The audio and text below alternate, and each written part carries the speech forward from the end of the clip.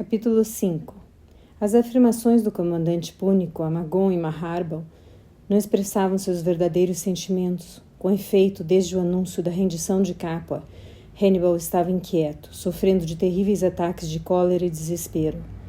Helena, sua companheira, havia tentado apaziguá-lo, utilizando seu charme e prodigalizando-lhe carícias de cortesã. Mesmo assim, acabou sendo rechaçada, sem cerimônia e proibida de voltar a importuná-lo. A jovem mulher ainda pensou que se tratava de uma irritação passageira, por isso retirou-se para a outra extremidade do acampamento, aceitando a corte cerrada que lhe era feita por alguns jovens oficiais cartagineses. É claro que não lhe passava pela cabeça ceder a seu assédio, pretendia simplesmente despertar no coração do general um sentimento de ciúme que o incitasse a chamá-la para junto dele. No entanto, Helena perdeu rapidamente suas ilusões. O filho de Amílcar persistia em ignorá-la de forma categórica, passando as noites sozinhos e recusando-se a compartilhar a refeição com seus principais comandantes.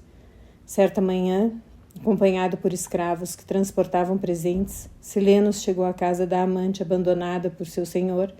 O coração de Helena disparou de forma violenta. Tendo mandado dizer ao confidente do companheiro que aguardasse uns instantes, ela ordenou aos serviçais que se esmerassem em vesti-la com as roupas mais ricas e as joias mais preciosas. Fazia questão de exibir toda a sua magnificência ao atravessar em passos lentos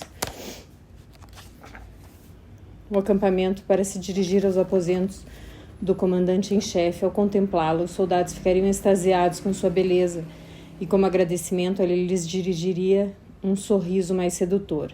Estava chegando ao termo sua desgraça. Ela voltaria a encontrar junto ao amante o lugar que acreditava lhe era devido.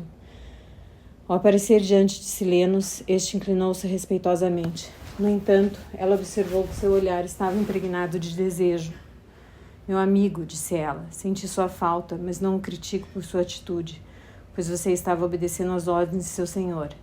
Além disso, evitou provocar a ira de Hannibal, vindo visitar-me como era seu costume. Você conhece a estima que lhe tenho e pode estar seguro de que não pretendo fazer-lhe qualquer tipo de cobrança em relação ao seu comportamento.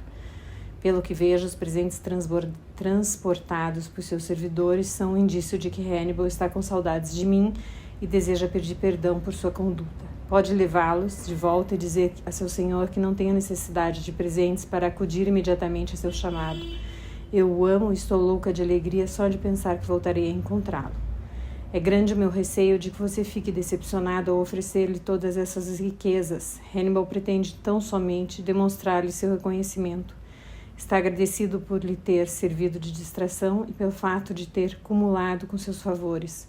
Você sabe o quanto ele é generoso. Posso dizer-lhe que desta vez meu chefe superou todas as expectativas, mandando depositar a seus pés uma fortuna considerável, que você poderá utilizar bem como quiser. No entanto, ele exige que você se retire para onde achar melhor. Você está tendo a ousadia de me dizer que ele me repele como se faz com uma vulgar cortesã após uma noite de amor? Você está se deixando arrastar pela cólera e não avalia suas afirmações. Creia-me, o valoroso Hannibal a respeita muito. Além disso, você não poderá ignorar as expectativas, as excepcionais marcas de gentileza com que ele a tem cumulado. Todavia, meu chefe deixou de amá-la, já não sente desejo por você. Daqui em diante, os caminhos de ambos deverão separar-se. Ora, ele confiou-me a tarefa de organizar sua partida. Mas eu quero vê-lo imediatamente. Isso é impossível. Hannibal partiu ontem à frente de algumas centenas de homens para armar uma cilada a um destacamento romano cuja presença na região lhe foi assinalada. Essa campanha corre o risco de ser longa e de nada serviria que você ficasse esperando seu retorno. Compreendo seu sofrimento e desgosto. Todavia é inútil ir contra a vontade de meu chefe. Permita que agora eu me retire. Voltarei dentro de alguns dias para cumprir suas ordens e velar para que você seja escoltado até a sua futura moradia. E se fosse Roma, você acredita que seria bem recebida pelos romanos? Ou outrora Tarento era aliada da cidade de Réglo e você impeliu seus concidadãos a abraçarem o partido de Cartago? Trata-se de um crime pelo qual nossos inimigos lhe farão pagar caro. Quem sabe eles estejam interessados em determinadas informações que estão de minha posse. Que tipo de informação? Que o general Hannibal é caolho? Que ele gosta dos prazeres da carne? Eis o que, há muito tempo, já é do conhecimento de todo mundo. Além disso, os romanos não têm necessidade de seus serviços para conhecer nossas posições. Apesar de serem sempre identificados e receberem o castigo que merecem, existem espiões em grande número neste acampamento recrutados pelo Senado. Não se deixe embalar por falsas esperanças, com certeza não será acolhida de braços abertos nas margens do Tigre. Na melhor das hipóteses, será vendida como escrava a uma família do patriciado. Hannibal lhe oferece a possibilidade de retirar-se para onde desejar com essas riquezas, que hão de permitir-lhe viver sem passar necessidades até o fim. Faço votos para que este ainda esteja bem longe de seus dias. A única liberdade que me resta é decidir o dia da minha partida. Em breve partirei para a Grécia, país de onde vieram, outrora meus antepassados. Você pode dizer a seu chefe que nunca lhe perdoarei a afronta que está me fazendo. Tampouco hei de procurar vingar-me. Outros hão de tomar esse encargo. Então ele há de experimentar o que estou sentindo agora, quando estiver só e abandonado por todos. Ao voltar, exausto de sua expedição, Hannibal foi informado por Silenos das declarações de sua antiga amante. Em sinal de desdém, o general púnico deu de ombros. No entanto, seu confidente adivinhou que ele ficara tão perturbado por essa sinistra predição que durante alguns dias manteve-se retirado em sua tenda, recusando-se inclusive a receber seus oficiais.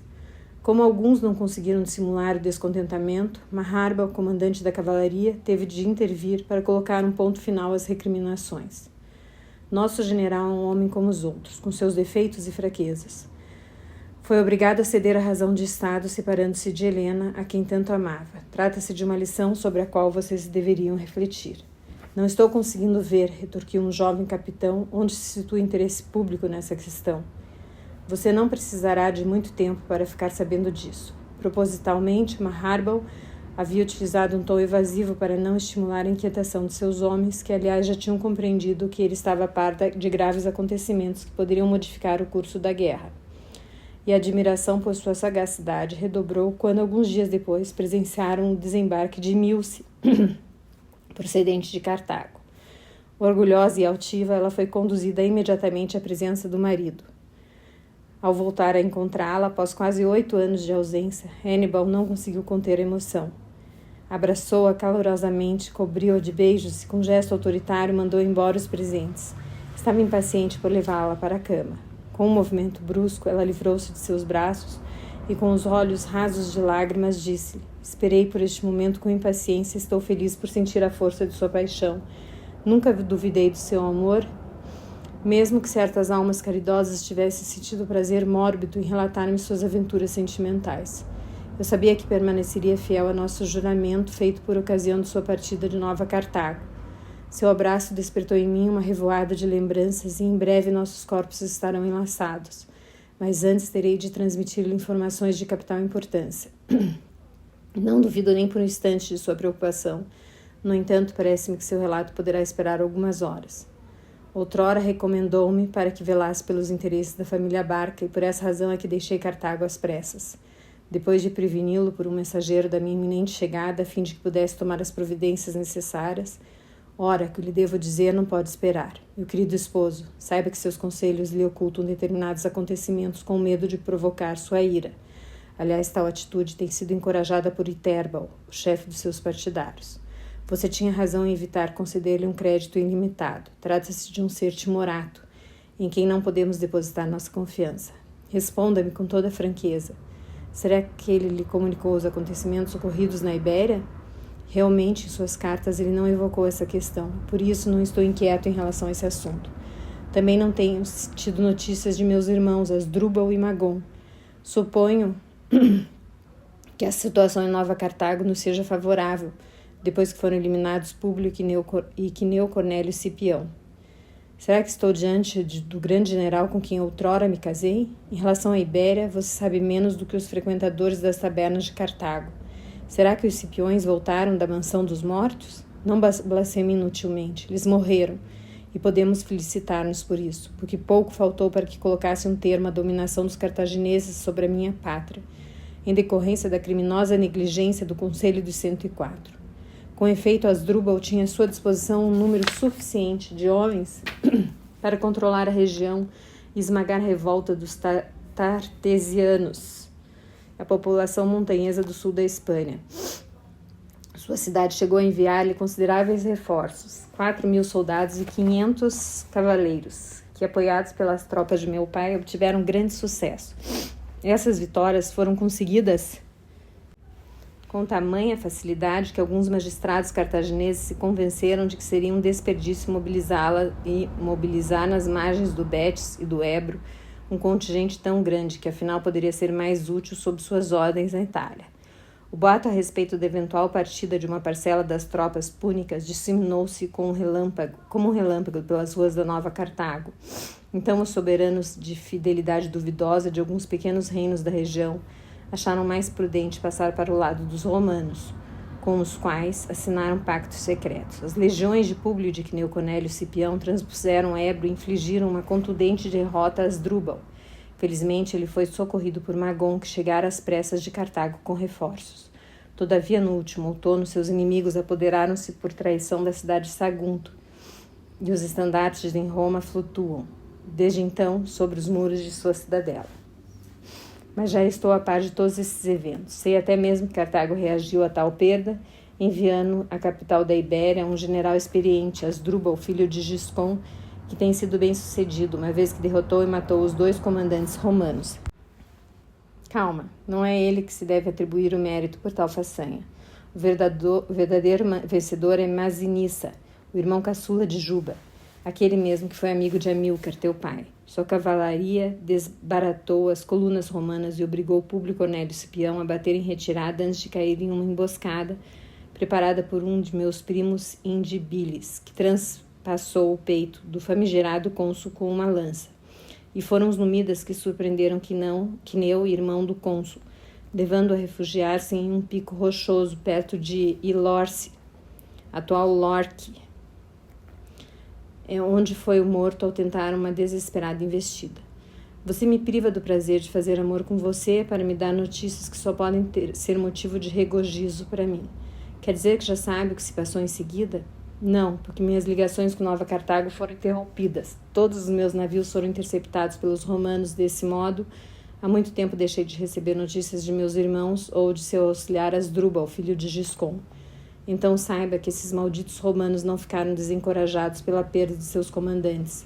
Tendo escapado do massacre, as legiões escolheram como general não o segundo comandante Tibério Fonteu, mas um jovem cavaleiro, Lúcio Márcio VII, que soube galvanizar a energia de suas tropas.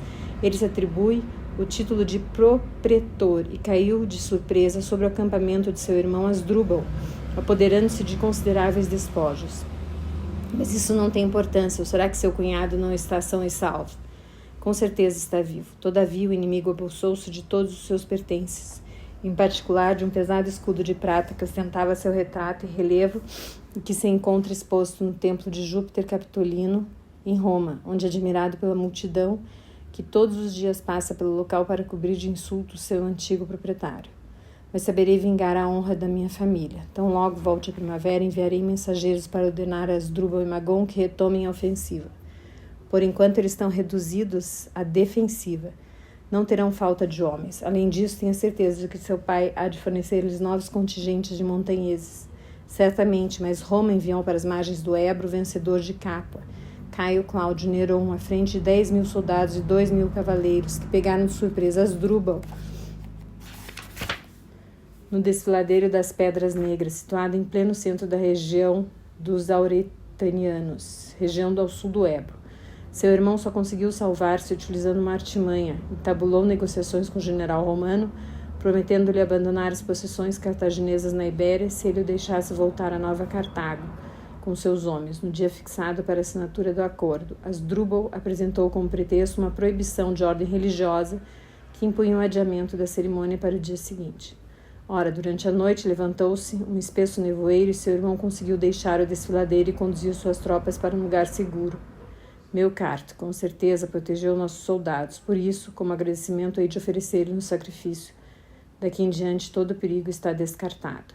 Que nada. Aliás, aí está o principal motivo da minha visita. Devo preveni-lo contra um jovem romano que, em muitos aspectos, se parece de forma estranha com você.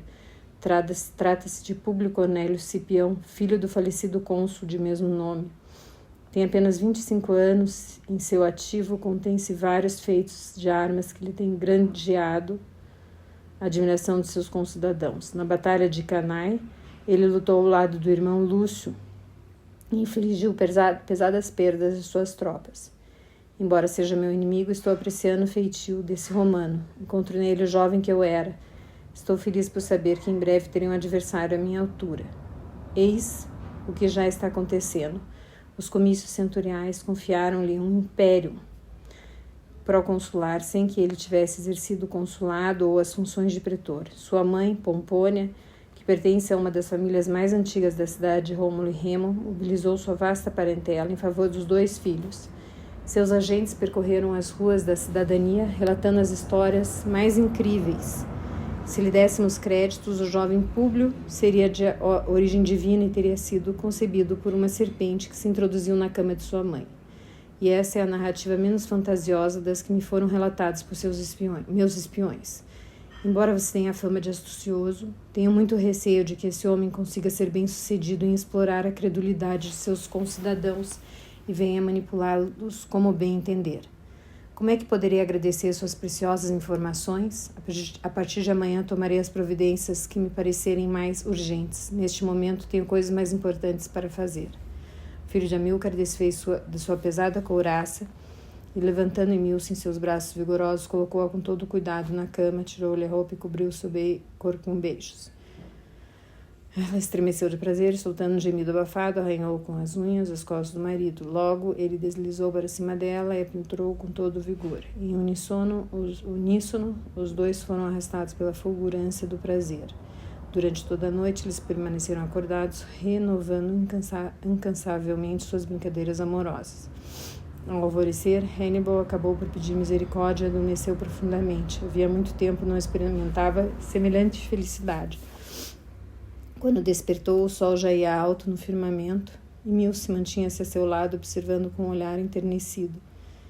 Eu teria dado centenas de moedas de ouro para que as minhas amigas da boa sociedade cartaginesa nos tivessem presenciado durante esta noite. Mas elas teriam sido escorraçadas sem compaixão por você, a minha única mulher. Eu já o sabia, e agora minha certeza é inabalável. Nada poderá quebrar nossa cumplicidade, mesmo que eu tenha o sentimento de ter infligido a você involuntariamente algumas mágoas.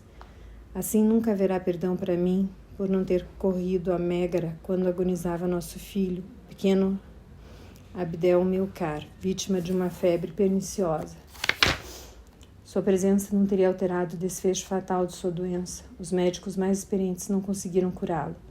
Nos últimos dias de sua curta vida, ele tornou-se praticamente cego e reagia apenas ao som da minha voz.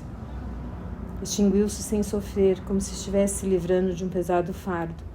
Melcar nos dará, talvez, o dom de termos outro filho.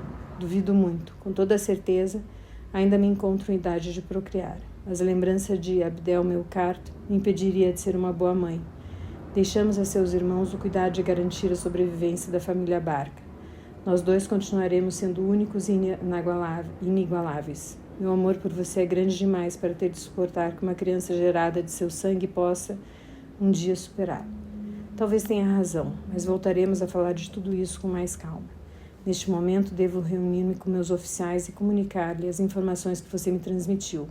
Voltarei a encontrá-la logo à noite. Provavelmente serei obrigado a impor-lhe a presença de meus auxiliares, porque está fora de questão que eu não os convide para a nossa mesa. Eles ardem de desejo de conhecê-la e encontrar a mulher que soube vencer seu general.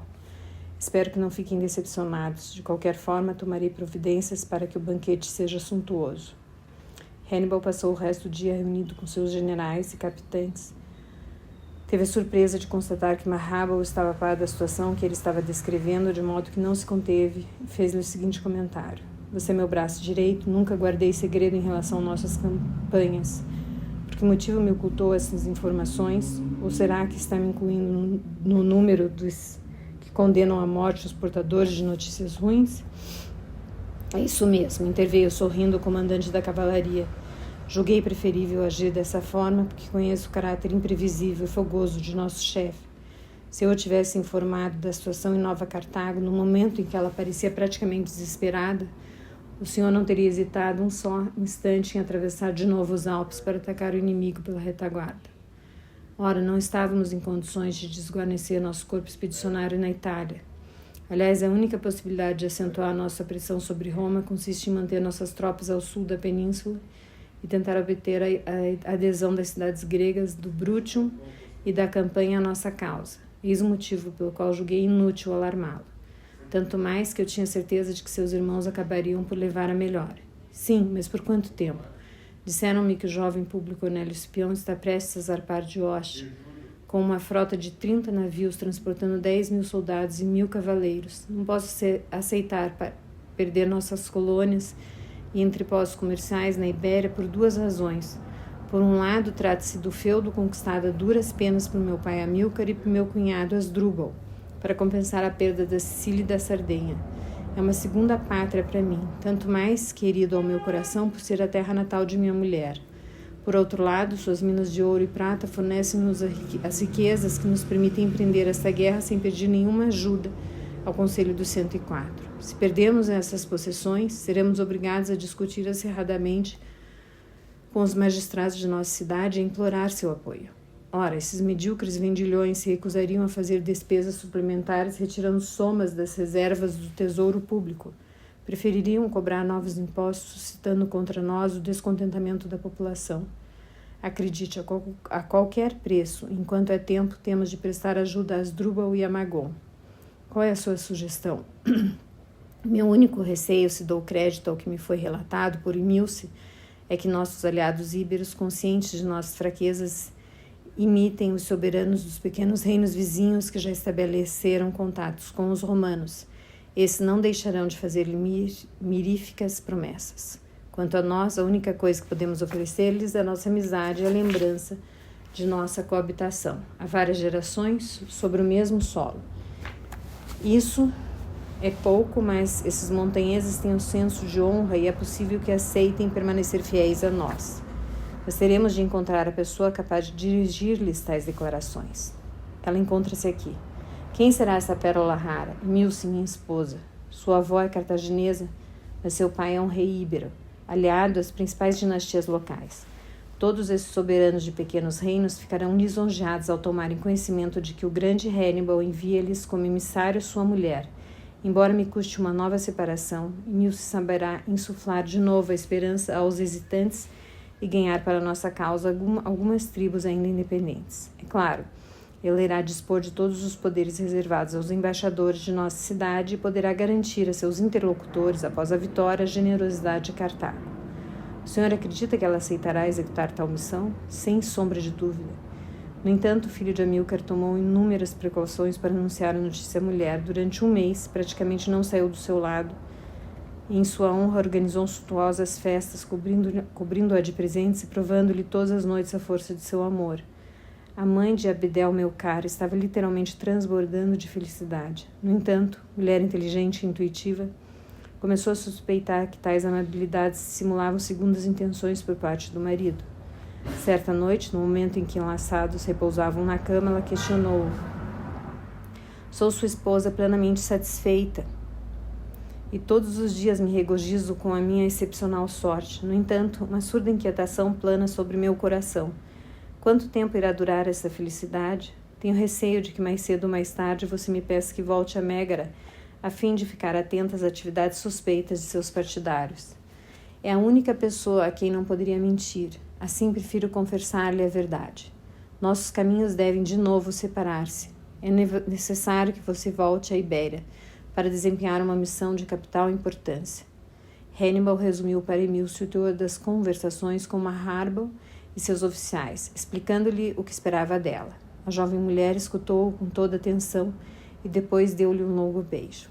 O que me pede deveria causar-me tristeza. Deixá-lo de novo é um enorme sacrifício que eu teria o direito de recusar. Todavia sou filha de rei e não posso desinteressar-me da sorte de meus concidadãos. Se eles viessem a submeter-se à dominação romana, tal situação seria uma verdadeira catástrofe, porque depois de tê-los iludido com belas promessas, os filhos da loba haveriam de tratá-los como têm feito com todos os povos que se tornaram seus súditos. Vocês, cartagineses, sempre foram dominadores clementes e respeitadores, se não de nossa independência, pelo menos de nossas leis, costumes e deuses. Nossos povos acabarão unindo-se por laços de sangue. Daí nosso jugo tornou-se mais atenuado. No entanto, imagino sem dificuldade as represálias de que meus compatriotas seriam vítimas se as legiões de Cipião viessem invadir nosso território. Ordene que, além da embarcação com destino às Ilhas Baleares, onde deverei reabastecer-me de água e víveres, outra quinque reme seja preparada para que eu possa singrar em direção à capital da Ibéria, fazendo escalada em Cartago. Quando tiver terminado minha missão, voltarei aqui para nunca mais deixá-lo. Eis a única condição que exijo para minha partida. Portanto, cabe a você encontrar os meios para satisfazê-la. Dou minha palavra, disse ele, abraçando-a com ternura. A despedida nada teve de dramático. Ambos sabiam que em breve estariam reunidos para sempre. Ao chegar a Nova Cartago, Emilce não foi recebida pelos cunhados. Magon estava guerreando os carpetanos, enquanto Asdrúbal controlava o território de Castulo, que é na Alta Andaluzia. Quanto a Asdrúbal, filho de Giscon, tinha se confinado em Gades. Portanto, à sua espera entrou apenas Bostar, um jovem capitão, à frente de uma pequena guarnição de 1.000.000 de homens. Ele recebeu com as honras devidas à sua posição. Mas Emilce não levou muito tempo para se dar conta de que seu anfitrião nutria certa desconfiança em relação à família Barca, preferindo outro Asdrúbal, cujo pai Giscon era um dos membros mais influentes do Conselho dos 104. Bostar esboçou um quadro bem pessimista da situação. Depois de ter passado o inverno em Tarragona, Públio Cornélio Cipião recebera o apoio de um antigo cônsul, M. Júlio Silano, a quem confiara a guarda das regiões ao norte do Ebro. Quanto a Cipião, à frente dos 25.000 soldados e 2.500 cavaleiros, transpusera esse rio e dirigira-se em marcha forçada para o sul. Seus espiões haviam-no informado de que os 3 comandantes púnicos se encontravam bem longe de Nova Cartago, a uma distância superior a 10 dias de marcha. Portanto, se a sorte lhe sorrisse, ele poderia apoderar-se dessa cidade. O comandante da frota, Lélio, um de seus protegidos, navegava ao longo da costa, seguindo a progressão rápida de sua infantaria. Em breve, o almirante lançaria a âncora diante da cidade, situada no fundo de um golfo estreito e profundo, impedindo os navios cartagineses de dirigirem ao mar. Por sua vez, o general romano instalara seu acampamento a leste de Nova Cartago, e a cavalo ele inspecionara os arredores e identificara rapidamente a existência de uma laguna que se comunicava com o mar por um estreito canal que praticamente não estava sob vigilância. Ora, com a chegada da noite, Cipião observara que, ao levantar-se o vento, as águas da laguna baixavam consideravelmente e se retiravam em direção ao canal, oferecendo assim a seus homens um val facilmente transponível. Para afastar qualquer dúvida, ele observara durante 2 dias a repetição do fenômeno, dando-lhes conta do partido que poderia tirar dessa situação. Então reunira seus homens e pronunciara essas palavras: Soldados, vocês sabem que os deuses me cumulam de seus favores para me agradecer os numerosos sacrifícios que lhes tenho oferecido. Nesta noite, Netuno ofereceu-me em sonhos e prometeu-me vir em nossa ajuda, fazendo um milagre que ainda não estou em condições de lhes revelar. Assim, amanhã, quando a batalha for desencadeada, tenho a certeza de que a vitória será nossa. Portanto, afastem qualquer tipo de desânimo para não decepcionar esse Deus e, por conseguinte, atrair sua ira contra nós. Ao alvorecer, Cipião posicionara uma parcela de suas tropas a leste da muralha, em um terreno plano e aberto. Bostar aproveitar essa circunstância para tentar uma ofensiva, mas seus homens foram rapidamente rechaçados pelas investidas da cavalaria romana dissimulada por trás de uma espessa cerca de caniços. No final da tarde, o filho de Pompônia reunira 500 de seus mais aguerridos soldados e mandara entregar-lhes compridas escadas de madeira. Quando a água da laguna começara a baixar, transformando-a em um simples charco lamacento, Cipião fizera ouvir sua voz. Eu lhes tinha prometido que Netuno viria em nosso socorro.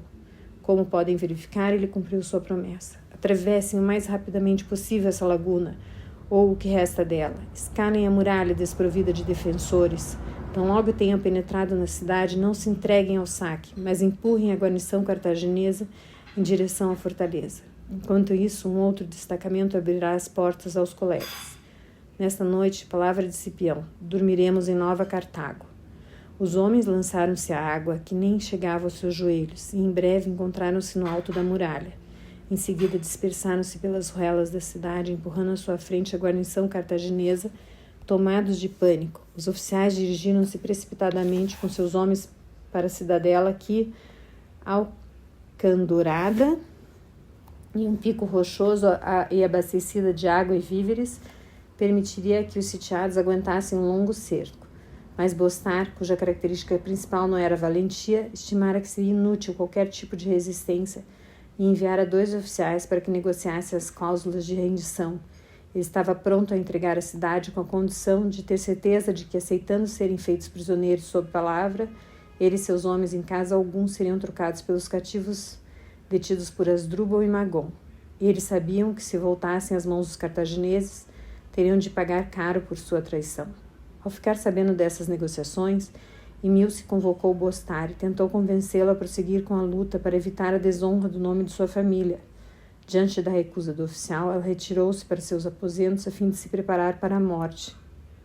Com efeito, não desejava cair viva nas mãos dos romanos, os quais se serviriam de sua captura para comprovar a superioridade de Roma, ainda mais em troca de sua libertação. Talvez eles tentassem fazer pressão sobre seu marido, de modo que Hannibal teria de aceitar a retirada de Brutium. Como verdadeira mulher da família Barca, ela sabia qual era seu dever. Assim como quando os legionários forçaram a porta dos seus aposentos, ela correu para o terraço e, sem dizer uma palavra, atirou-se no vazio. Seu corpo esmagou-se contra as lajes da esplanada. Imediatamente um oficial foi prevenir Cipião a respeito da morte heróica da esposa de Hannibal. Nesse momento, o general romano estava em plena discussão com Bostar. Olhando de cima a baixo, com ar de desdém e a voz impregnada de grande emoção, Públio Cornélio Cipião disse ao cartaginês em tom mordaz: Lamento Cartago por ter como cidadão certos homens que sentem repugnância em travar combate, enquanto suas mulheres sabem morrer para salvar a honra de sua cidade. Tome as providências necessárias para que o corpo de Emilce seja cremado e para que meus veteranos lhe prestem as devidas homenagens. Quanto a mim, farei o necessário para que seu marido receba a urna com as suas cinzas. Pode ficar seguro de que, por ser indigno, não será incumbido dessa missão. Confiarei tal encargo a civis púnicos, a quem concederei a liberdade em memória à coragem de Emilce. Eles poderão deixar a Nova Cartago a bordo dos navios que colocarei à sua disposição. Esse ato de generosidade, rapidamente espalhado pelo boataria pública, não era unicamente um gesto humano. Cipião sabia que a queda da capital bárcica marcava o termo da presença púnica na Ibéria. Daí em diante, o que importava era conseguir os favores das populações locais e, portanto, não poupou esforços. Os reféns detidos por Bostar foram entregues às famílias. Entre eles encontrava-se uma jovem aristocrata íbera de extraordinária beleza, noiva de um jovem príncipe. Este apresentou-se à entrada do acampamento de Públio Cornélio Cipião e depois a seus pés uma arca repleta de moedas de ouro e prata. Era o resgate que estava pagando para obter a liberdade de sua bem-amada. O general romano fingiu aceitar o presente e ordenou a esse apaixonado que voltasse a apresentar-se na manhã do dia seguinte, na hora combinada. A jovem foi entregue a seu futuro marido, a quem Cipião devolveu o tesouro, deixando na véspera, dizendo-lhe: Ontem não consegui recusar seu ouro porque ele era a prova do amor que você tem por sua noiva. Agora permita-me que, à guisa da presença de núpcias, eu lhe ofereça esta arca, e que essa jovem possa ser tão dedicada a você quanto Emilce foi a Hannibal. Para os romanos, a tomada de Nova Cartago constituía mais do que uma façanha militar. Constituía uma verdadeira pichincha financeira. No porto, apossaram-se de 63 navios carregados de víveres e provisões. Os arsenais apoderaram-se de todo o material de guerra dos cartagineses, balistas, catapultas e outras máquinas de cerco. Sobretudo no subsolo da cidadela, encontraram um formidável espólio. A procura de ouro e prata das minas de Betis dos últimos 3 anos mantinha em reserva por Magon para financiar as operações do irmão na Itália. Preocupado em provar aos deuses seu reconhecimento, embora contrariasse a cobiça dos soldados, o vencedor romano destinou a maior parte desse tesouro ao santuário de Apolo, em Delfos. Em breve, vários chefes íberos, entre os quais Idéia, Andopates e Mardônios, cuja autoridade estendia-se pelas 2 margens do Ebro, vieram submeter-se a Cipião. Este confiou-lhes a guarda da cidade, antes de partir em campanha contra Asdrúbal, a quem infligiu uma sangrenta derrota em Beácula, que é atual Bailém, obrigando o comandante púnico a fugir com os elefantes e seu tesouro e deixando alguns milhares de mortos, feridos e prisioneiros no campo de batalha. Uma bela manhã, Hannibal viu uma quinquereme cartaginesa fundear diante de seu acampamento. Precipitou-se em direção ao cais, esperando ver Emilce descer do navio. Ao observar o olhar impregnado de tristeza e o pranto das pessoas que se desembarcavam, deu-se conta de que uma grande desgraça estava prestes a bater-se sobre ele. Ao capitão dirigiu uma só palavra: Emilce. O homem indicou-lhe com uma una transportada com todo o respeito pelos marinheiros.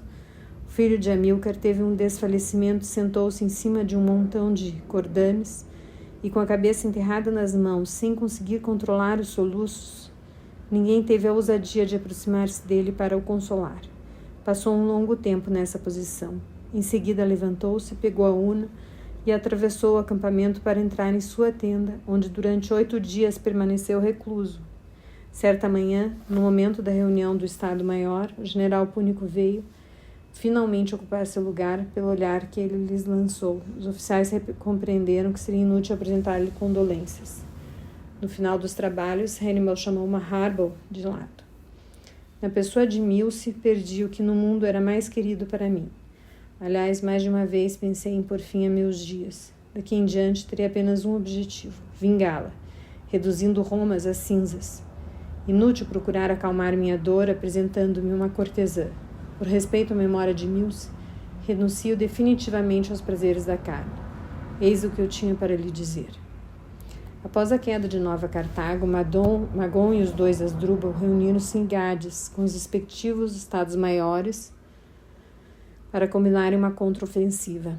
A conversação foi tumultuada, pois o filho de Giscon estava decidido a solapar a autoridade dos colegas. Então, tirando partido da situação, lançou contundentes críticas aos 2 irmãos. O orgulho, disse-lhes ele, induziu vocês a acreditar que a semelhança de Hannibal eram invencíveis. Por culpa de vocês, perdemos nossa principal base nesta terra. Além disso, os chefes íberos estão se afastando de nossa aliança para ficar ao lado dos romanos. Como é que você tem a ousadia de proferir semelhante acusação? Bradou Magon. Você não formulou nenhuma objeção quando decidimos empreender essa expedição, deixando na cidade apenas 1000 homens sob o comando de um de seus amigos. Deveríamos ter suspeitado que esse maldito Bostar não foi escolhido por acaso e que você poderia ser seu cúmplice. Assim, tenha cuidado com suas declarações se não pretende engoli-las. No lugar de vocês, eu teria vergonha de brigar dessa forma, interveio com rispidez Massinissa, que fazia vários anos servia nas colunas cartaginesas e era irmão caçula de Juba, amigo de Amílcar. Vocês se dilaceram num momento em que deveriam concentrar todas as forças para repelir o inimigo. Não tenho necessidade de conselhos de um estrangeiro cujos antepassados foram derrotados pelos nossos generais, vociferou Asdrúbal, filho de Giscon. Massinissa brandiu seu gládio na direção do general púnico, mas Magon interpôs-se e acalmou seu amigo. Compreendo sua cólera. Você é um aliado leal e seu interlocutor ofendeu-o gravemente. Posso garantir-lhe que ele já está lamentando sua falta e roga-lhe que a esqueça. Não é mesmo, Asdrúbal? Sim, certamente, murmurou este em tom resmungão. Aceito suas desculpas, completou Massinissa. Mas não esquecerei os termos de que você se utilizou para caluniar meus antepassados. No momento propício, saberei lembrar-me da sua falta. Agora é tempo, e talvez já seja tarde demais, de vocês, cartagineses, tomarem consciência de que, sem a ajuda dos númidas, não teriam conseguido permanecer na África. Portanto, renunciem à sua arrogância insuportável. Caso contrário, acabarão perdendo até mesmo os amigos mais fiéis. O incidente está encerrado, concluiu Magon. Massinissa tem razão. Em vez de discutirmos, convira definir uma estratégia. Quem deseja apresentar alguma sugestão? Temos de retornar à ofensiva, disse seu irmão Asdrúbal. Minha proposta é que eu conduza meu exército para a Gália Cisalpina, atravesse a Itália e junte meus homens às tropas de Hannibal. Em seguida, nós 2 iremos em direção a Roma para se proteger. Para se proteger, a cidade de Rômulo e Remo deverá convocar uma parcela das legiões de Cipião. Durante esse tempo, você, Magon, irá recrutar alguns milhares de mercenários nas Ilhas Baleares. Enquanto ao filho de Giscon, apoiado por Masinisa, deverá importunar ininterruptamente os romanos com golpes audaciosos. Para aliviar seus irmãos, Hannibal decidiu voltar às campanhas militares no sul da Península Itálica. Como adversários, teve de enfrentar os 2 novos cônsules, Marco Cláudio Marcelo e Tito Quíncio Crispino. Tratava-se de magistrados experientes, embora devorados pela ambição, sonhavam desforrar-se do comandante púnico. Contrariamente ao costume, decidiram unir suas forças. Depois de terem restituído a calma à Etrúria, as legiões juntaram-se em Bantia, na Puglia, onde instalaram um acampamento próximo das posições cartaginesas, das quais estavam separadas por uma colina arborizada e aparentemente abandonada. Em segredo, Hannibal ordenara a cavalaria númida que se dissimulasse sob as espessas copas. Sem receberem nenhum abastecimento, os combatentes conservaram-se em posição durante 3 dias. No lado dos romanos, os jovens oficiais estavam ficando impacientes, reclamando contra a inação dos cônsules. Muitos sugeriam que a colina arborizada fosse ocupada antes de tal operação fosse empreendida pelo adversário.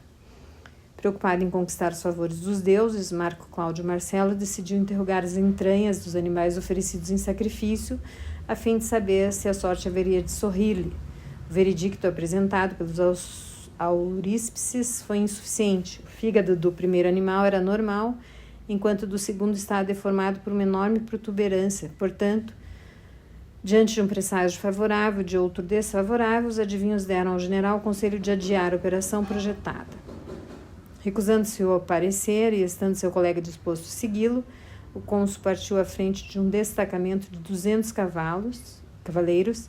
Os romanos penetraram na floresta e, quando já estavam suficientemente afastados do acampamento, foram surpreendidos pelo ataque dos númidas.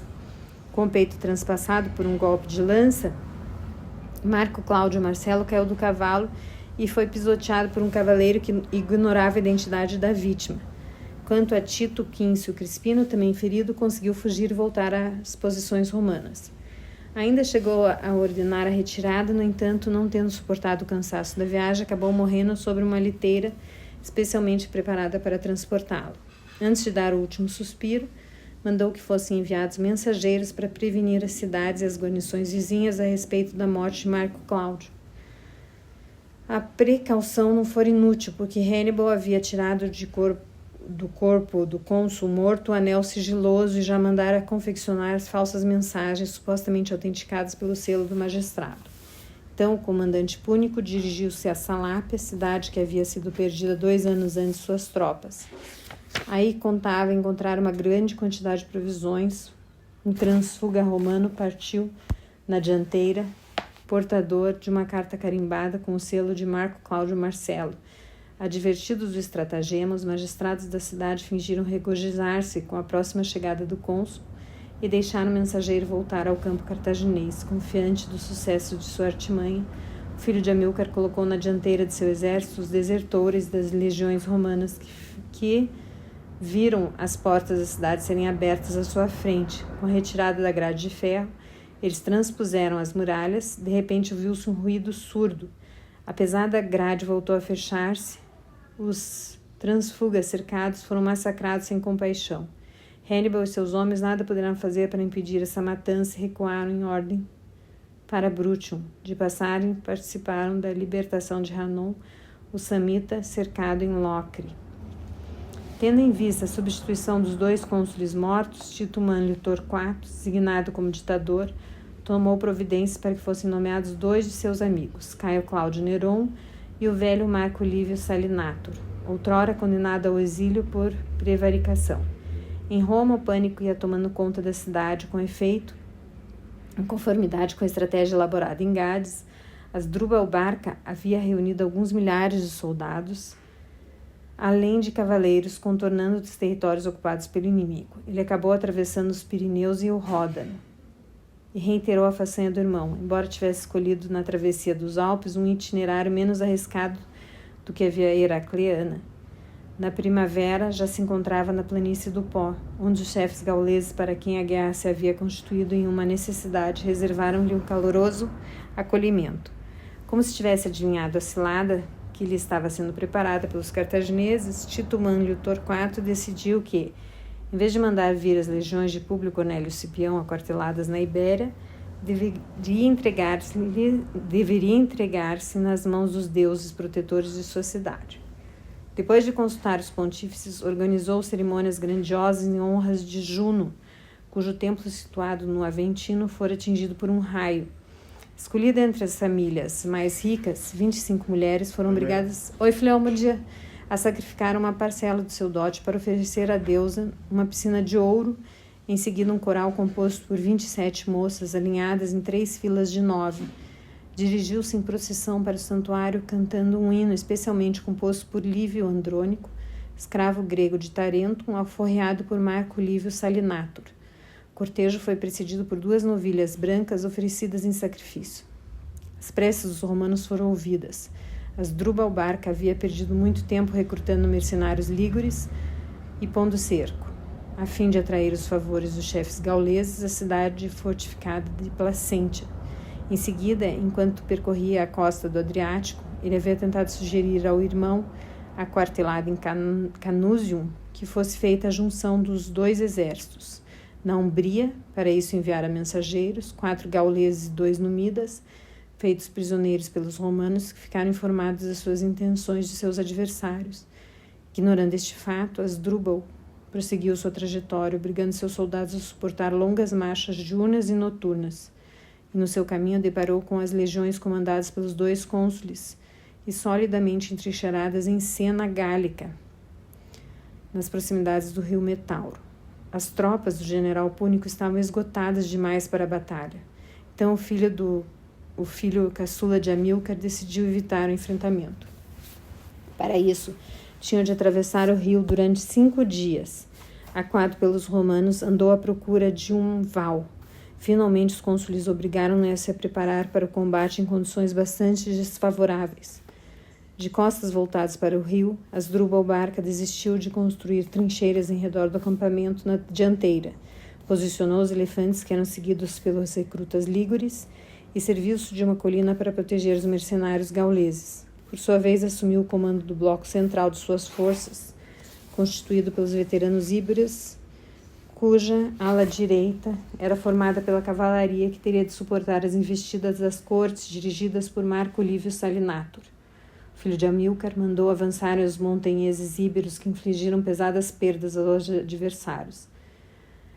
Além disso, podia contar com a ajuda dos elefantes. Entretanto, depois de algum tempo, os conarcas já não estavam conseguindo controlar os animais que se dispersaram pelas posições cartaginesas ou entre as colunas romanas, provocando um início de pânico. Os domadores foram obrigados a abater a maior parte dos paquidermes, usando uma lâmina encerrada na articulação da nuca. Feridos de morte, os elefantes estatelavam-se no chão, privando os púnicos de um considerável trunfo. Entretanto, a essa altura do combate, Asdrúbal Barca estava persuadido de que, apesar das enormes perdas, havia conseguido a vitória, porque as tropas de Cláudio Néron estavam bloqueadas, desde o início da manhã, pela colina atrás da qual se encontravam os gauleses, aliados dos cartagineses. Foi então que o cônsul teve uma ideia de gênio.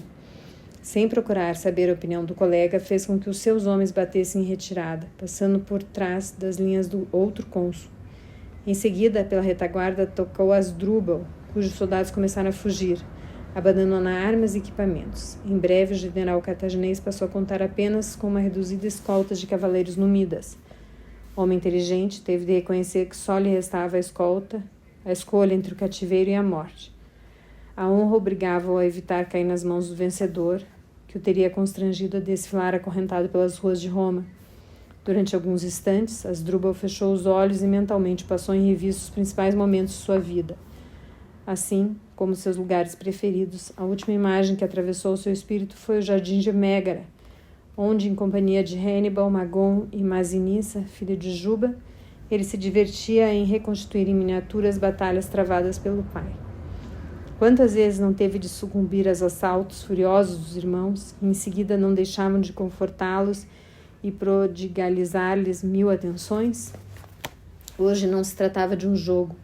Além disso, estava persuadido de que Melcarte e Balramon lhe reservariam um caloroso acolhimento se ele soubesse morrer como filho digno da cidade de Elissa.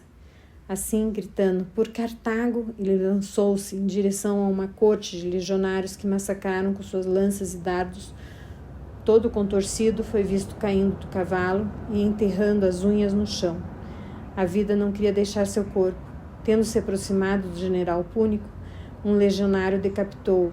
Em seguida, enfiou a cabeça na ponta da espada e apresentou aos companheiros, gritando como um possesso. Ao cair da noite, mais de 20.000 cartagineses haviam encontrado a morte, enquanto 4.500 haviam preferido a rendição. Do lado romano, deplorava-se a perda de 2.000 homens, compensada pela restituição de 4.000 cativos, imediatamente incorporados nas legiões consulares. Ao percorrer o campo de batalha, os 2 cônsules verificaram que as águas do Metauro haviam ficado vermelhas de sangue. O espetáculo impressionou de tal modo sua sensibilidade que eles ordenaram aos batedores que renunciassem a perseguir os gauleses e os lígures, que tentavam dirigir-se para o norte. Aos oficiais que o pressionavam a destroçar com 2 esquadrões de cavalaria, Marco Livio Salinator respondeu em tom cansado e impregnado de compaixão. É preferível poupá-los, é necessário que sobrem alguns sobreviventes para que, além da derrota dos inimigos, deem a conhecer nossas vitórias. Em Roma, grandiosas festas foram organizadas para celebrar a vitória. Por sua vez, Hannibal recebeu de forma atroz a informação sobre os acontecimentos. Marco Cláudio Marcelo mandou que 2 prisioneiros, a quem devolveu a liberdade, levassem a cabeça de Asdrúbal para o acampamento do irmão. Ao contemplar o que sobrava do irmão caçula, filho mais velho de Amílcar, não conseguiu conter sua emoção. Não assistiu aos funerais, durante vários dias permaneceu prostrado na tenda. Ao final desse período, Maharbal atreveu-se a visitá-lo. Com a voz trêmula de emoção, Hannibal disse-lhe em um murmúrio: depois de 1000 se foi a vez de meu irmão caçula dar a vida por Cartago. Os dirigentes não demonstrarão o menor reconhecimento por seus feitos. Em breve seu nome será esquecido. A você, meu único amigo, posso confiar o sentimento que tenho de que só sobre a minha família pesa uma misteriosa maldição. Meu Carso deixou de nos proteger. Eis que é um mau sinal para a sequência desta guerra. Como é que o senhor pode acreditar nessas frivolidades? Seus inimigos criticam-no por sua impiedade. E, apesar do Epsídio e Sosilos, seus preceptores, lhes terem ensinado a primazia da razão, sou testemunha de que o Senhor presta culto às nossas principais divindades. Quanto à situação exigia, o Senhor sempre soube calar seus sentimentos e controlar suas paixões. Assim, eu lhe suplico que retome sua energia e salve nossas tropas do desastre. Devemos recuar para a extremidade do Brutium e daí enviar a Cartago emissários a fim de obtermos reforços com toda a urgência. Quando estes chegarem, poderemos retomar a luta e vingar a morte de seu irmão. Ou será que o Senhor acredita que Asdrúbal aceitaria vê-lo reduzido ao desespero e à inação? Ânimo, reaja como ele gostaria que o Senhor se comportasse. Eis a mais bela homenagem que poderá prestar-lhe. Agradeço por ter reanimado minha coragem. Ordene a nossas tropas que se preparem para retomar a marcha. Enquanto Asdrúbal e Hannibal enfrentavam os romanos na Itália, Magon sentia tremenda dificuldade em conter o avanço irresistível das legiões de Públio Cornélio Cipião. Nem sequer teve a possibilidade de ser visto dos esforços enviados por Cartago, sob o comando de um jovem oficial inexperiente chamado Hanon. Apenas algumas semanas depois de sua chegada à Ibéria, ele foi feito prisioneiro por Silano. Às pressas, Magol teve de recusar para Gades, onde voltou a encontrar o desafeto, Asdrúbal, filho de Giscon. Mesmo assim, os 2 generais decidiram passar o inverno na cidade e recrutar novos mercenários em breve. Dispunham de 50.000 soldados e 2.500 cavaleiros, bem determinados a defender a qualquer preço os últimos territórios controlados por Cartago naquelas paragens. Com 4 legiões, Públio Cornélio Cipião encontrava-se em situação de inferioridade numérica, mas recebeu ajuda inesperada de um príncipe íbero, Culchas, cujos contingentes lhe permitiram elevar os efetivos do seu exército para 45.000 soldados e 3.000 cavaleiros. Na primavera, cartagineses e romanos decidiram enfrentar-se perto de Ilipa, que é a atual Alcalá del Rio, que se encontra a cerca de 15 quilômetros ao norte de Sevilha. Magon e Masinissa tomaram a iniciativa de desencadear as operações atacando com a cavalaria os primeiros soldados romanos ocupados em construir as trincheiras do acampamento. Todavia, foram obrigados a retirar-se quando a cavalaria romana os atacou pela retaguarda. Durante 3 longos dias, os adversários observaram-se de longe. O intuito de Públio Cornélio Cipião era começar os combates só depois de estudar, com todo cuidado, o comportamento do rival. De pé, desde o despontar do sol, ele observou que Asdrubal, filho de Giscon, limitava-se a cumprir uma rotina. Todas as manhãs mandava suas tropas exercitarem-se, seguindo uma ordem imutável, colocando os veteranos africanos no centro de seu dispositivo, enquanto os elefantes e a cavalaria ficavam nas alas, protegidas pelos montanheses recrutados por Magon. O general romano decidiu mostrar-se tão pouco imaginativo quanto o comandante púnico. Pelo que se via, obrigava suas tropas a executarem mecanicamente as mesmas manobras, sendo as legiões posicionadas no centro, ladeadas pelos contingentes íberos. Além disso, ele teve a preocupação de ordenar que os aliados montanheses se mostrassem desajeitados. Desse modo, manifestando abertamente seu escárnio, os cartagineses puderam observar os esforços despendidos por Públio Cornélio Cipião para obrigar esses brutamontes a se dobrarem a sua tática.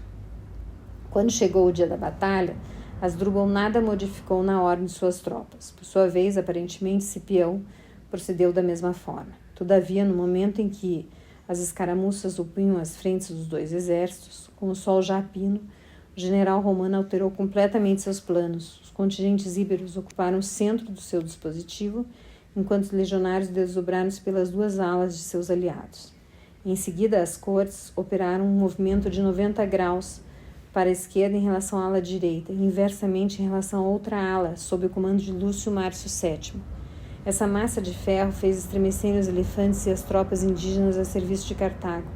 Por sua vez, os veteranos africanos sob o comando de Magon, esgotados por uma longa espera e por uma série de movimentos desordenados, foram atacados pelos soldados da infantaria íbera, que até então havia permanecido inativos. Em um primeiro momento, os cartagineses recuaram em ordem, mas em seguida cederam ao pânico e dispersaram-se em todos os sentidos. O filho de Giscon refugiou-se em Gades, de onde enviou embaixadores a Cartago para solicitar o parecer do Conselho de 104. Seus partidários nessa assembleia conseguiram aprovar a ordem para que ele voltasse à cidade de Elissa, em companhia da maior parte de suas tropas, em condição de visitar o rei Numida Sifax para certificar de sua fidelidade aos cartagineses. Por sua vez, Magon, com uma reduzida guarnição, ficou sozinho em Gades, cujos habitantes lhe comunicaram que não tinha intenção de se sacrificarem para manter, sob a proteção da cidade de Elissa, sua mais antiga colônia na Ibéria. Furioso, Magon condenou à morte os principais magistrados da cidade. Poderoso de suas riquezas, com suas tropas e algumas centenas de civis púnicos, embarcou para as Ilhas Baleares. Além disso, deixou Massinisa voltar às suas possessões por seus próprios meios. O irmão de Hannibal não conseguiu conter as lágrimas ao ver as costas íberas cada vez mais distantes. Nessa região do mundo, o reino Bársica havia deixado de existir. Isso significava o desmoronamento do louco sonho alimentado por seu pai, o velho Amílcar, de garantir à sua cidade um império que compensasse a perda da Sicília e da Sardenha. O acolhimento reservado a Magon em sua chegada às Ilhas Baleares indicou-lhes os tempos haviam mudado. A presença púnica nessas ilhas remontava a época bem longínquas. Seus habitantes tinham fornecido sempre contingentes de mercenários, em particular fundibulários, a Cartago sem nenhuma reclamação. Dessa vez, os sucessos romanos incitavam os dirigentes locais a serem prudentes. Mais cedo ou mais tarde, os navios de Lélio, comandante da frota romana, cruzariam o largo. Em Ibiza, o irmão de Hannibal foi acolhido sem grande entusiasmo, mas o ouro extorquido aos ricos negociantes de Gades permitiu-lhe ver o crescimento das colunas de seus exércitos em algumas centenas de jovens guerreiros, atraído tanto pelo elevado valor do soldo quanto pelo desejo de deixarem uma terra ingrata demais para alimentar todos os seus filhos. De Ibiza, Magon passou para Maiorca, cujos chefes lhe manifestaram pouca afabilidade. Todos os homens em condição de combate haviam fugido, escondendo-se em grutas ou lugares inacessíveis. Como sobrassem apenas os idosos, as mulheres e as crianças, o combatente púnico recusou-se a fazê-los reféns. De fato, como os víveres estivessem faltando, ele não pretendia embaraçar-se com bocas inúteis. Assim, sua frota partiu para Minorca, onde passou o inverno. Durante esse tempo, ele tomou providências para que os soldados alternassem períodos de descanso e de exercícios. Tão logo foi possível, enviou um navio para Cartago e outro para Brutium, solicitando ordens tanto do Conselho dos 104 quanto de Hannibal.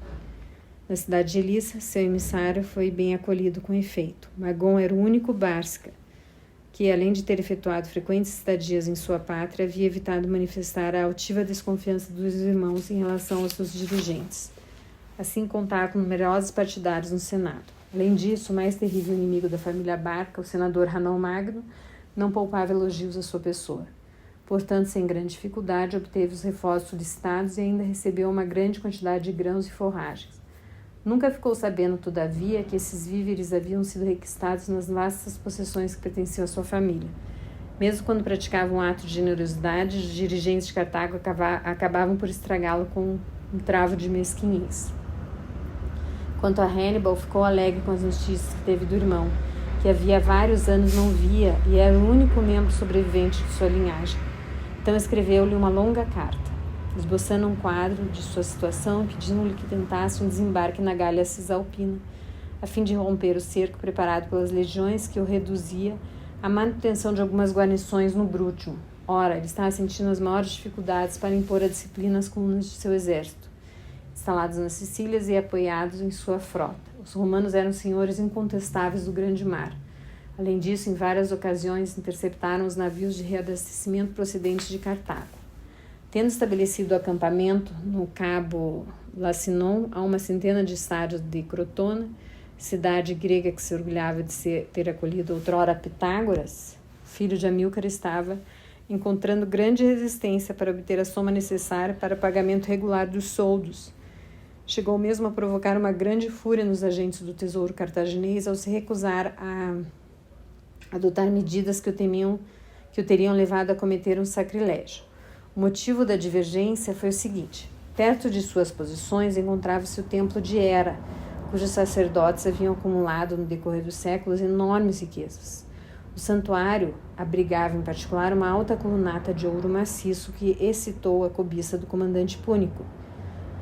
Guiado por um sacerdote a quem prometera uma poupuda recompensa, Hannibal penetrou durante a noite no templo e ordenou aos veteranos que raspassem a parte inferior daquela maravilha, a fim de saber se ela era feita de ouro ou se simplesmente estava coberta de finas camadas do precioso metal.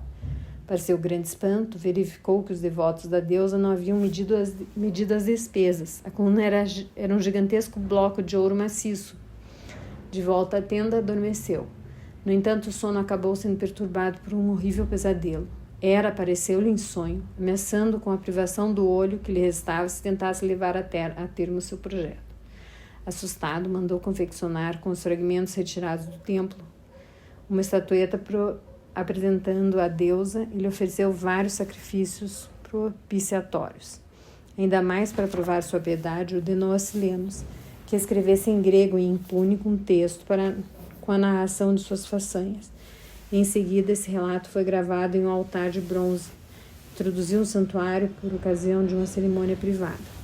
Reduzido à inação, Hannibal vivia na expectativa do desembarque do irmão.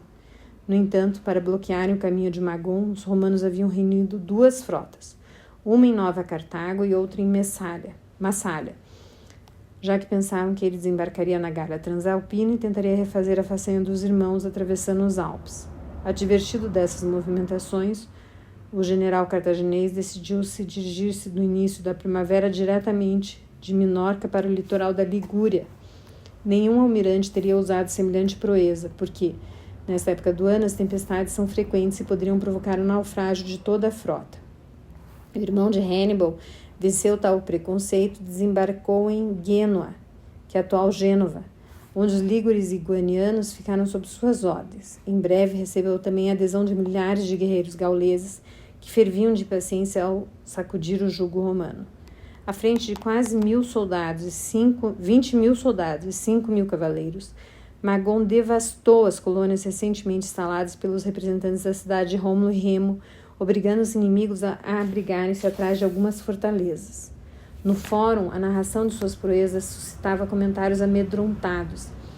Quando a plebe não demorou a murmurar contra a inação dos magistrados, para acalmar os espíritos, o Senado foi obrigado a tomar medidas espetaculares. Ordenou que o vencedor em Metauro, Marco Lívio Salinator, fosse ao encontro do pretor Spuro Lutácio em Arminium, com 2 legiões. Marco Valério Levino se dirigia para Etrúria com um efetivo idêntico. Magon compreendeu que dessa forma o adversário estava tentando bloquear as estradas de acesso à Itália Central, a fim de impedir que ele se juntasse ao irmão. Resolveu então atrair as tropas inimigas para o norte e enfrentá-los em terreno aberto. Se conseguisse derrotá-las, nenhum obstáculo voltaria a erguer-se em seu caminho. Se fosse derrotado, poderia voltar a embarcar em sua frota, dirigir-se a Cartago e em seguida seguir para Bruttium. A batalha travou-se perto de Mediolanum, que é atual Milão, sob uma torre da Canícula. As legiões romanas eram comandadas por Públio Quintílio Varo e Marco Cornélio Cetego. Desde o início do confronto, eles dobraram-se às arremetidas da infantaria cartaginesa, a tal ponto que Varo convocou com urgência seu colega para afirmar-lhe o seguinte: parece que os deuses nos abandonaram. É certo que somos numericamente superiores, mas o próprio inimigo, surpreendido pelo vigor da resistência que nos oferece, tem agora vantagem em conservá-la enquanto não conseguirmos desorganizar suas colunas. Para alcançarmos nosso intento, a única solução é tirarmos o melhor partido de nossa cavalaria, da qual assumo imediatamente o comando. Desde já, responsabilizo-me pela derrota, mas saiba que você há de compartilhar minha glória, se conseguirmos desbaratar nosso adversário. À frente de algumas centenas de homens, Públio Quintílio Varo desencadeou o ataque. Em breve, o campo de batalha ficou envolto em espessa nuvem de poeira, impedindo que Cetego de distinguir o que estava acontecendo. Não demorou muito para assistir ao retorno de alguns destacamentos de cavaleiros em estado lamentável. Eles haviam esbarrado na verdadeira muralha de ferro constituída pelos elefantes, cujos estridentes barritos tinham levado as montarias dos companheiros a refugar. Mal haviam terminado seu relatório, ouviu-se um ruído ensurdecedor. Os paquidermes equipados com pesadas carapaças estavam chegando à altura da infantaria romana e com a maior facilidade pisoteavam dezenas de homens que berravam de terror.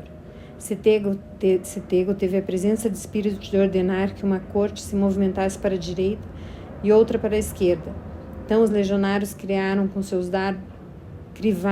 dardos os paquidermes, que cessaram de obedecer aos cornarcas, deram meia volta, atacando os soldados cartagineses e gauleses que avançavam na sua retaguarda.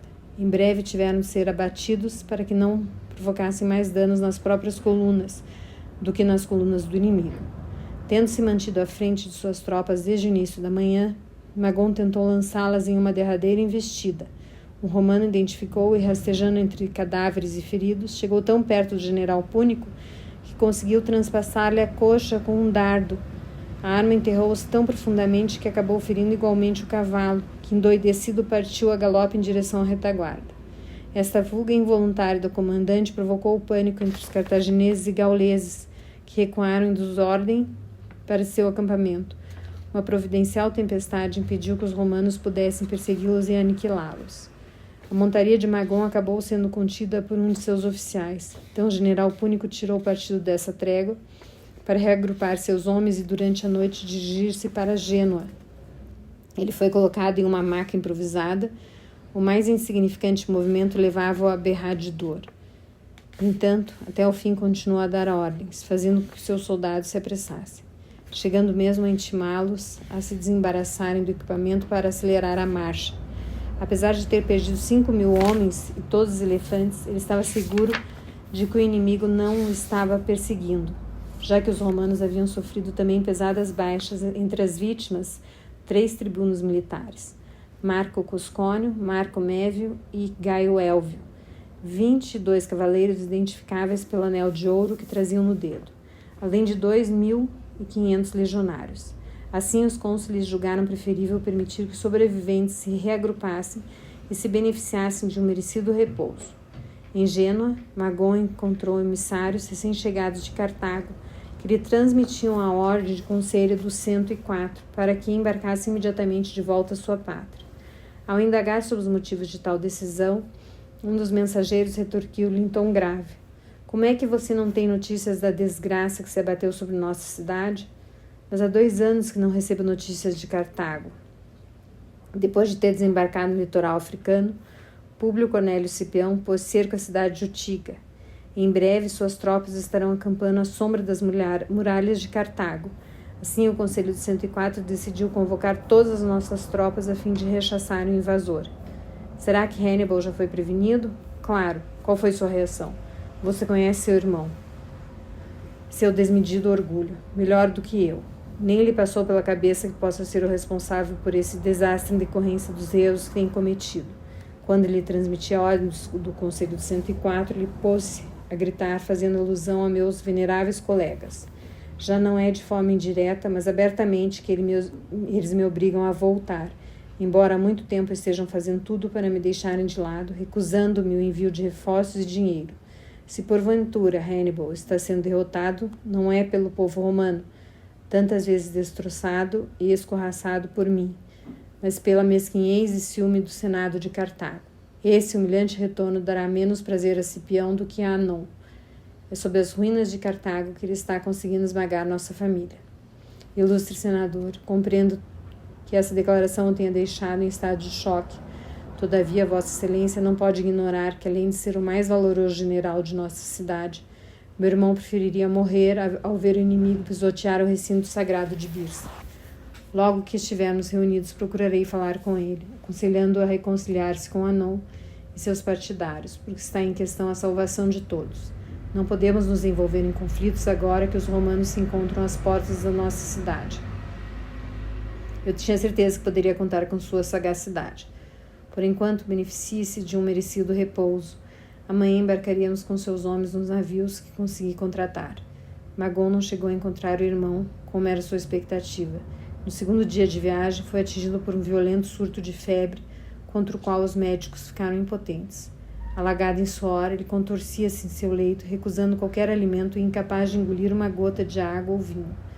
Em breve começou a delirar, e os oficiais que o velavam ouviram-no pronunciar frases desconexas. Ao alvorecer, um longo frêmito sacudiu seu corpo, que se quedou inerte, indo ao encontro de Asdrubal. À semelhança deste, seu irmão e do pai Amílcar, Magon morria longe de Cartago, cidade a que tinha dedicado todos os momentos de sua vida. Seus soldados impediram que os restos mortais fossem lançados ao mar. Na chegada do navio a Cartago, Magon foi enterrado na necrópole de Mégara, bem perto do velho palacete onde passara a infância. O Conselho de 104 decidiu ocultar de Hannibal o fim trágico do irmão para evitar que ele viesse a tentar vingá-lo, empreendendo operações de represália em pleno centro da Itália. Deste modo, o filho mais velho da família Barca resignou-se a evacuar o Brutium e voltar a Cartago. Mandou seus homens construir algumas dezenas de navios e em seguida convocou as tropas aquarteladas na cidade mais afastadas de Crotona. Ainda estava por fazer o mais difícil, prevenir os aliados italianos de sua partida. Ele sabia que eles ficariam expostos a retaliações dos romanos, determinados a obrigá-los a pagar bem caro os anos de traição. Por isso reuniu seus comandantes e suplicou-lhes que embarcassem em sua companhia. No entanto, a maior parte recusou sua oferta. Como estavam agarrados demais às suas terras, dificilmente tentariam abandoná-las para se instalarem à cidade de Lissa, onde deveriam sentir-se perpetuamente estrangeiros. Entre os opositores mais resolutos à partida figurava Selenos, que havia muitos anos escrevia a crônica das façanhas de Hannibal. Originário de Tarento, cidade onde sonhava acabar seus dias, ele sabia que os romanos, ávidos de detalhes sobre os mais terríveis de seus inimigos, o poupariam com a condição de colocar seus talentos a serviço de Roma. Eis como o sobrevivente dos irmãos Barca o interpelou em tom ríspido. Por recomendação de Sosilos, meu antigo preceptor, depositei em você minha confiança. Por isso é que me acompanha desde a partida de Nova Cartago. Não consigo compreender as razões que nutrem seu desejo de me abandonar. Gostaria que continuasse a fazer o relato das muitas batalhas que ainda terei de travar. A narração feita até agora, que foi gravada no altar de bronze deste santuário, está longe de ter chegado a seu termo. Hannibal, o senhor é um dos maiores generais que este mundo já conheceu, e suas proezas suscitam minha admiração. Tenho sentido orgulho em relatar suas vitórias, e é precisamente esta a razão pela qual não teria energia para narrar suas derrotas. Será que você tem a ousadia de afirmar que essa guerra será ganha pelos romanos? Tenho muito receio de que isso venha a acontecer e deploro tal situação, relativamente a Cartago e aos meus concidadãos, já que os romanos são arrogantes e impiedosos. Os tarantinos já estão sofrendo sob o seu jugo. Será que tem realmente vontade de compartilhar a sorte de seus compatriotas? Não, mas me sinto cansado de levar uma vida errante. Esse é também o meu caso. Estou vendo. Mas pelo que parece, o senhor aprecia essa situação. Na verdade, julgo que o senhor seria incapaz de viver em Cartago, uma vez que gosto de uma certa visão dessa cidade, mas abomino o que ela é na realidade. Não permito que me fale dessa maneira. O senhor não gosta que a verdade lhe seja dita. Tenho estima demais por você para puni-lo, como deveria fazê-lo agora. Somente a lembrança de suas ilas me impede de entregá-lo aos meus seguranças para que lhe inflijam um castigo que reservamos aos traidores. Trate de deixar Crotona amanhã, caso contrário, nada poderei fazer por você. Ao alvorecer, Sileno já estava longe. Tinha compreendido que o filho de Amílcar estava se preparando para castigar cruelmente todos aqueles que se recusassem a acompanhá-lo até Cartago. Como era de seu costume, Hannibal recorreu a uma artimanha. Fingindo compreender os argumentos de seus aliados, convidou seus principais capitães para um banquete de despedida. Quando seus convivas já estavam embriagados, ordenou que os guardas os prendessem e levassem para o seu navio. Tão logo a notícia se espalhou no acampamento, os subordinados dos comandantes ficaram furiosos com tal traição. Assim, refugiaram-se no santuário de Hera e enviaram alguns emissários para pedir ajuda às unidades romanas mais próximas. Esse gesto firmou sua perda, daí em diante. Hannibal estava persuadido de que, para obterem o perdão, seus antigos aliados não hesitariam em se oferecer aos cônsules para serem incorporados aos reforços que seriam enviados para Públio Cornélio Cipião. Por consequência, deu ordens para que a tomada do santuário fosse concluída com o massacre de todos os seus ocupantes. 2 dias após essa abominável matança, Hannibal embarcou em sua quinque reme, acompanhado pelo fiel Maharbal. Ao observar o litoral de Brutium, cada vez mais distante, não conseguia evitar os soluços.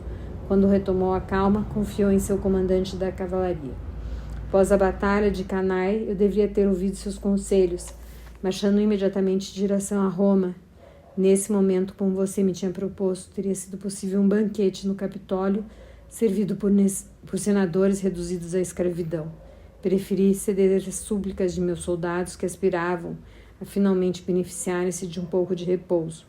Assim, eu os conduzi a Capua. Eu próprio me deixei levar pela fala amena de Helena, por quem estava perdidamente apaixonado. Roma nunca tinha estado tão perto de sua queda e ficou devendo sua salvação não aos seus generais, mas à minha hesitação. Hoje Cipião encontra-se acampado às portas de Cartago, e juro por meu carto que rapidamente irá perder suas ilusões. No último instante saberei privá-lo da vitória pela qual tanto anseia. Será feito meu prisioneiro e estará em minha companhia quando eu desembarcar em Ostia, para aplicar o golpe de misericórdia à cidade de Rômulo e Remo. E dessa vez, Maharbal, você estará cavalgando ao meu lado, e ao lado de meu irmão Magon. Caberá a você a honra de ser o primeiro a penetrar nessa cidade maldita, que em seguida será devorado pelas chamas. Que a benfazeja Tani ouça suas preces, concluiu seu interlocutor, que, invadido por sonhos e dúvidas, dirigiu-se para a proa do navio. Fim do capítulo 5.